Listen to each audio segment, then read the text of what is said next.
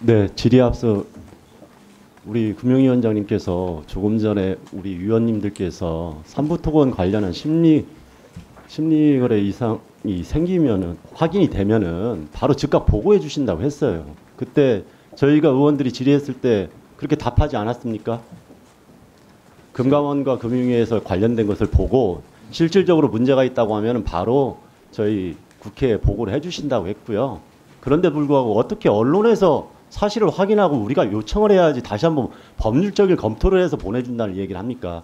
이 부분에 대해서 그 부분에 대해서는 잘못된 거라는 것을 좀 사과를 해주셔야 될 것 같습니다. 제가 확인해 보겠다라는 말씀드린 것 같은데 보고까지 말씀드렸는지 제 기억이 조금 흐릿합니다만 그 부분에 대해서 확인해 보겠다고 얘기를 했고 금감원장께서는 즉시 보고를 해주신다고 했어요. 그거 관련해 가지고 금감원과 금융위에서 똑같은 답변을 한 걸로 봐야 되지 않습니까? 그 제가 뭐 나중에 한 번 더 체크를 해보겠습니다만 요청하신 자료 제출 부분은 사실 법률적으로 좀 따져봐야 될 부분이 좀 네, 있습니다. 지금 질의 시간이 계속 줄어들고 있어서 예. 그것을 한번 지적한 겁니다. 예, 그 부분에 알겠습니다. 대해서도 굳이 변명 안 해주셨으면 좋겠다고 생각하고요. 바로 질문 들어가겠습니다. 지난 6월 금융위에서 스트레스 DSR 2단계를 9월로 연기하면서 그렇게 말씀하셨어요. 전반적인 부동산 PF 시장의 연착륙 과정 등을 감안해서 진행을 한다. 그리고 금융위원장께서는 이로 인해서 본 의원 등이 대출 증가로 인한 부작용에 대한 우려가 크다. 그렇게 하니까 철저하게 관리하겠다고 말씀하셨어요. 기억하시죠? 예. 더구나 서민 자영업자 어려움을 감안해서 그런 관련 대책도 논의하고 있다. 이렇게 말씀하셨는데 실제로 두 달간 급격한 가계대출 증가에 대해서 잘 관리되고 있습니까? 지금 짧게 말씀해 주세요. 9월은 8월보다는 상당히 증가폭이 줄었습니다. 예, 자료를 한번 보시죠. 예. 저희가 채무 부담이 경감되는 거에 대해서 뭐 새출발 기금을 지원한다거나 이렇게 오늘 인사말에서 또 말씀하셨는데 실효적인 대책으로 보기 어렵습니다. 실제로 중소상공인이나 가계대출 부담으로 인해서 이자 부담이 늘어난 우리 서민들은 굉장히 어려운 경제 상황에 대해서 고통을 호소하고 있습니다. 주담대 중심으로 가계대출이 증가했는데 이자 부담이 폭이 더 커요. 그러다 보니까 실제 부동산 PF 문제를 해결한다고 이렇게 이야기했지만 우리의 가계 부담만 증가시키고 서민 경제를 더 어렵게 하고 오히려 이 소비 지출이 줄면서 전체적인 내수 경제 상황이 어렵다는 게 전반적인 평가입니다. 그에 대해서 어떻게 생각하십니까?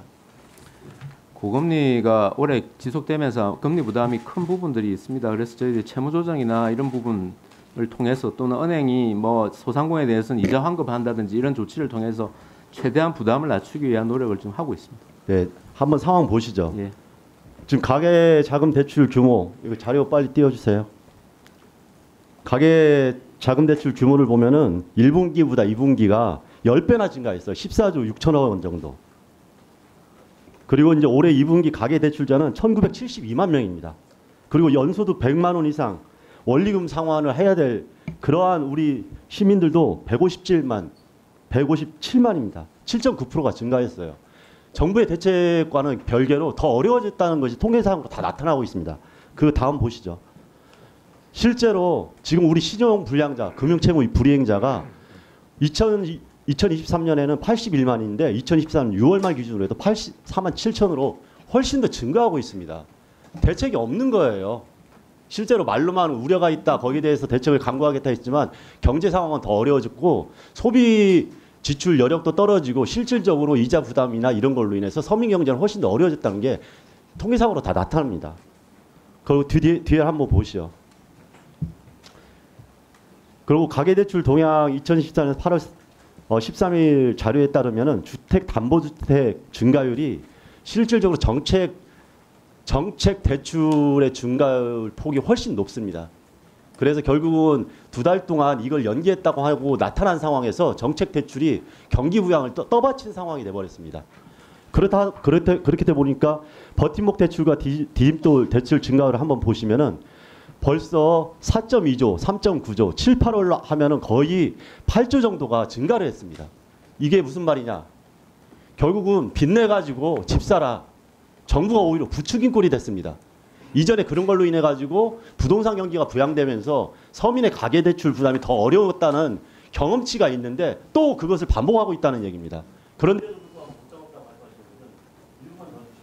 예, 1분 더 드리세요. 결국은 서민 경기의 어려움 관련해 가지고 지금 금융당국에서는 아무런 대책을 하지 않고 있다는 비판에서 벗어날 수가 없다는 겁니다. 다음 자료 넘겨주시죠. 그래서 제가 지금 금융위원장님한테 말씀드리고 싶은 것은 실제로 제대로 된 대책을 감안해서 말씀을 해주시고 실제 우리 국민들이 어려움이 있다고 하면 구체적인 정책 집행을 효과적으로 해달라 이겁니다. 관련되어 가지고 담당 부서가 좀 위기 상황을 느끼고 TF를 꾸리거나 직접적으로 담당하는 부서가 있습니까? 없죠. 저희 가계부채 담당하는 과 팀이 있습니다. 과만 있고 이 상황이 어렵다고 했으면 관련해서 특별하게 그 담당 부서를 늘리거나 거기에 대해서 대책을 마련해야 되는 건 순서 아닙니까? 그런데 그런 것도 없다고 보고 저희들이 보고를 받았습니다. 그렇기 때문에 실제 국민들의 어려움을 해결하기 위한 정부의 노력이 매우 미흡하다. 자, 답변 조금 드리겠습니다. 답변하세요. 예. 그 더 열심히 해야 될 부분이 분명히 있는데 말씀을 드리고 싶은 거는 첫째는 가계대출 전체 총량으로 봐가지고 8월 달에 상당히 많이 증가를 했습니다만 저희들이 그 DSR 2단계 도입 이런 부분으로 9월에는 상당폭으로 증가폭이 좀 둔화가 됐습니다. 그래서 총량적으로는 지금 안정을 하기 위한 노력을 한다는 말씀을 드리고요. 그다음 두 번째 그 정책대출 부분과 관련해서는 이게 이제 저소득층의 어떤 전세 자금 그다음에 주택 구입 자금 용도입니다.